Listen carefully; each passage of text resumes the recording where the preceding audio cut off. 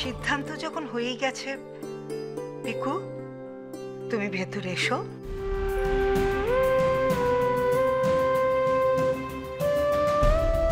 আচ্ছা, টিভি বালারা তো এখনো কোনো নিউজ টিউজ জানে না।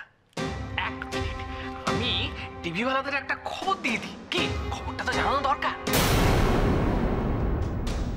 মাসিমণি আমার পাশে থাকুক বা না থাকুক, আমি বুঝে গেছি যে আমার লড়াইটা শুধুমাত্র আমারই লড়াই, আর সেটা এবার আমি একা লড়ব। ঈশান গাঙ্গুলির বউ হিসেবে যদি কেউ এই গাঙ্গুলি বাড়িতে জায়গা পায়, তাহলে সেটা মিশকাই পাবে। তুই আমার ছেলের বউ পিকু, এই গাঙ্গুলি বাড়ির একমাত্র ছেলে ঈশানের বউ। আজ তোকে কিভাবে বরণ করে বাড়িতে তোলার কথা ছিল, আর কিভাবে? শাকটা তো অন্তত কেউ বাজাও।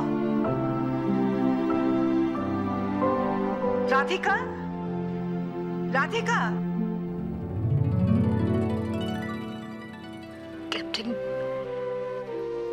আমি জানি আর স্বয়ং ঈশ্বর জানেন আমি আপনাকে ঠিক কতটা ভালোবাসি, আর তার বিনিময়ে আমি কিচ্ছু চাইনি, এই জীবনটাও না।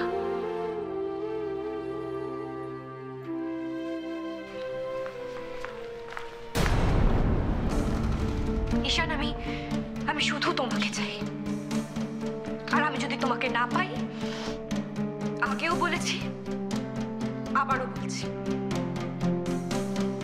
আমি সুইসাইড করব। কি উল্টোপাল্টা বলছো?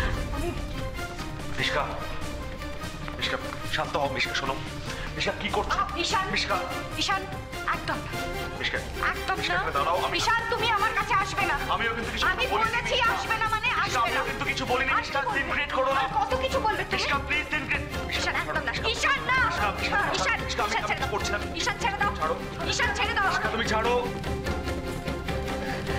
আজকে আমি সবার সামনে নিজের গায়ে আগুন দেবো আর মারা যাবো। সবাই তাই হবে। সবাই তাই হবে। ঈশান, ঈশান ওকে ছেড়ে দাও। আমি জানি মিশ এসব কিচ্ছু করবে না। আমার মিশ এত বোকা নয়, ও খুব ভালো করে জানে এভাবে নিজেকে শেষ করে কোনো লাভ নেই।